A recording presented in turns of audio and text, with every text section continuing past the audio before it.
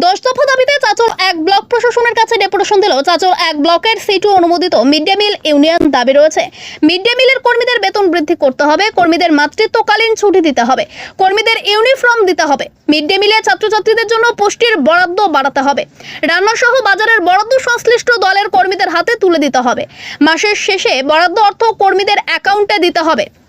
উপস্থিত ছিলেন mid day meal ইউনিয়নের রাজ্য কমিটির সদস্য শঙ্কর প্রসাদ, মিড ডে মিল ইউনিয়নের চাঁচল এক ব্লকের নেত্রী লিচ্ছবি নিত্য, শিরিন বিবি ও রেখা সাহা সহ অন্যান্য কর্মীরা। এছাড়া উপস্থিত ছিলেন সিআইটিইউ মালদা জেলা কমিটির কার্যকরী সভাপতি মনোয়ারুল আলম। বিস্তারিত জানতে ভিডিও প্রতিবেদনটি দেখুন আমাদের চাঁচল। দাবি অনেক 10 রকমের আছে।